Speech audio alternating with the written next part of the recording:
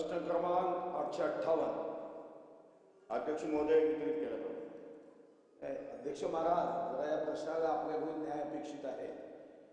खरं तर शासनाने लेखी उत्तरामध्ये हे खरे आहे हे खरे आहे सर्व सांगितलं की मदत केली पाहिजे हा शासनाचा भाव आहे, आणि पुढे मात्र त्यांनी याच उत्तराला नकारात्मक करत हा प्रस्ताव मदत व पुनर्वसन विभागाला सादर केला असं सांगितलं आणि अर्धवट असत्य आणि सत्य माहिती दिली। खरं तर आमचे मंत्री महोदय अतिशय उत्साही आहे, कार्यक्षम आहे, कर्तृत्ववान आहे, बुद्धिमान आहे।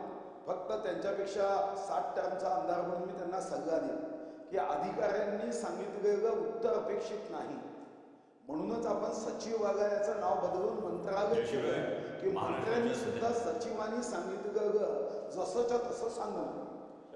अध्यक्ष महाराज, या ठिकाणी अध्यक्ष महाराज या धान उत्पादक शेतकऱ्यांचं नुकसान झालं, लष्करी हवी आली आणि हा प्रस्ताव 12/11/2024 आम्ही पाठवला। या प्रस्तावानुसार साधारणतः 37,958.70 हेक्टर भाताचं नुकसान झालं, हा जिल्हाधिकाऱ्यांनी दिलेला तुमच्याकडचा अहवाल आहे। आता या संदर्भात अधिकाऱ्यांनी आपलं डोकं लावलं। ते म्हणाले की तुम्ही नुकसान भरपाई काढली, आम्ही कुठे आदेश दिला नुकसानीचा पंचनामा करायचा? तुम्हाला जेव्हा पत्र पाठवलं तेव्हा नस्ती निपटारा कायद्यानुसार तुम्ही आदेश द्यायला पाहिजे होते। नस्ती निपटारा कायदा आहे की नाही? हे मंत्रालयात बसणारे नस्ती निपटारा कायद्याचा खून करणारे हे मंत्रालयीन वाल्मिक कराडचे नवीन अवतार कोण आहे की जे आता सांगताय?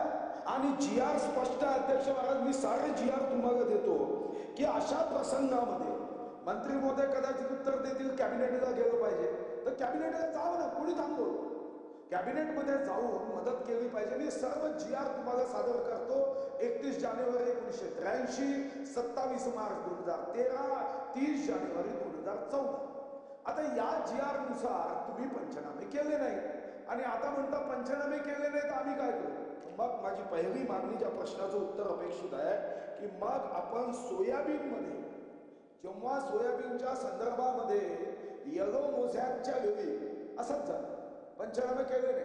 मग सन्माननीय सर्व आमदारांनी सांगितलं की या सोयाबीन शेतकऱ्यांना मदत केली पाहिजे, कॅबिनेटमध्ये निर्णय झाला आणि सरसकट मदत केली। मंत्री महोदय, कदाचित तुमच्या मनात प्रश्न येईल की पंचनामा केला नाही तर नुकसान कसं द्यायचं, तेही मी सांगून देतो। कदाचित अधिकारी तुम्हाला सांगणार नाही। सर्वात सोपी असा हा प्रयोग आहे। आपल्या राज्यामध्ये कृषी विभागाच्या माध्यमातून प्रत्येक मंडल निहाय मागच्या वर्षीचं पीक किती, या वर्षीचं पीक किती, याचे चार्ट तयार होतात। आता मी तुम्हाला 2-3 तालुके चंद्रपूरचे सांगतो। मूल तालुका मागच्या वर्षी हे जे उत्पन्न आहे हेक्टरी ते 1946.81 किलो होतं, ते लष्करी आल्याने यावर्षी 1592.4 किलो झाला। म्हणजे 4 क्विंटलनी त्यांचं उत्पन्न कमी झाले तुमच्याकडे आहे, आणि म्हणून मी हे आकडेही तुम्हाला देतो। एवढंच उत्तर अपेक्षित आहे की यांना सरसकट 10,000 रुपये हेक्टरी मदत करणार का? आणि जो अधिकारी निगेटिव्ह करतो याच्यानंतर त्याच्या ताटामध्ये कधीच भात द्यायचा नाही। त्याला पाहिजे असेल तर आम्ही त्याला माती, गोटे, लसणाची फोडणी करून खाऊ घालतो, पण शेतकऱ्याच्या विरुद्ध वागणारा कोणी अधिकारी असेल तर त्याला माफ करता कामा नये। लाखो करोड रुपयाचा पगार द्यायचा आणि शेतकऱ्यांच्या विरोधामध्ये अर्जाचा निपटारा करायचा नाही, हा मंत्रालयीन आधुनिक वाल्मिक कराड शोधला पाहिजे। अध्यक्ष महोदय, सन्माननीय